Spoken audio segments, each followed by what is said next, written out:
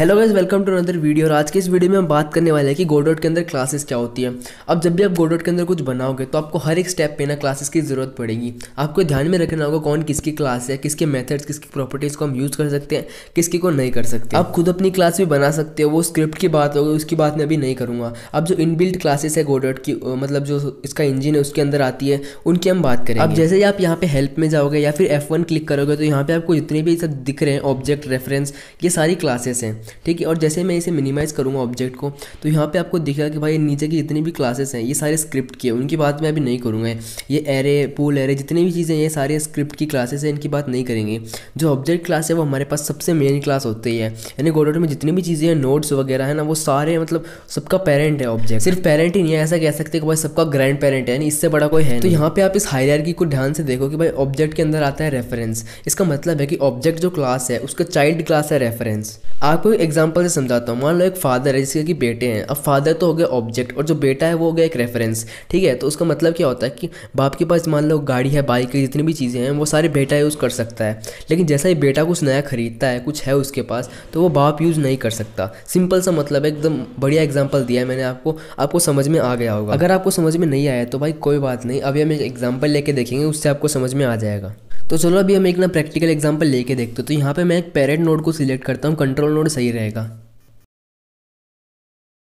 अब control node का ना हम एक चाइल्ड लेते हैं।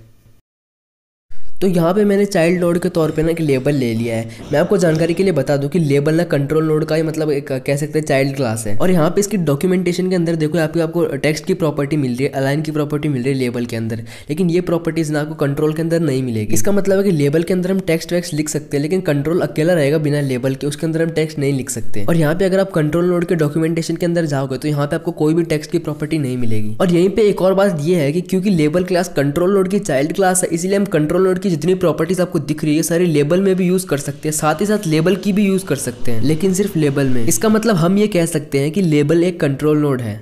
तो मैंने कंट्रोल और लेबल पे दोनों पे एक एक स्क्रिप्ट अटैच कर दी। यहाँ पे हम स्क्रिप्ट लिखेंगे। अब यहाँ पे देखो लेबल के अंदर मैं जो कंट्रोल नोड की प्रॉपर्टी यूज़ कर रहा हूँ, अब ये रेक्ट जितनी भी है, रेक्ट पोजीशन, रेक्ट साइज, ये सारी कंट्रोल नोड की प्रॉपर्टीज होती है जो कि हम लेबल के अंदर भी यूज़ कर सकते हैं। बट जैसे मैं कंट्रोल नोड वाली स्क्रिप्ट के अंदर टेक्स्ट वाले लिखूंगा तो भाई यहाँ पे एरर शो होगा, क्योंकि टेक्स्ट लिखने की शक्ति बेटे लेबल के पास है, बाप कंट्रोल के पास नहीं है। और रेक्ट वाली सारी शक्तियाँ जो है लेबल के पास भी है और कंट्रोल नोड के पास भी है। उम्मीद है आपको सब समझ में आ रहा होगा। तो भाई जैसे मैं कंट्रोल के अंदर टेक्स्ट लिखने की शक्ति यूज़ करने की कोशिश करता हूं तो यहाँ पे मुझे दिखा देता है एरर कि भाई इसके अंदर ये प्रॉपर्टी है ही नहीं, वो प्रॉपर्टी लेबल के अंदर होती है, खुद कंट्रोल में है नहीं। अगर आपको क्लासेस समझ में नहीं आई तो भाई कोई बात नहीं, आगे के वीडियोस देखते रहो, आपको सब कुछ समझ में आ जाएगा। तो बस यहीं तक वीडियो। क्लासेस वैसे ज़्यादा कुछ होती नहीं है, बस एक हायरार्की होती है जो हमें समझनी होती है।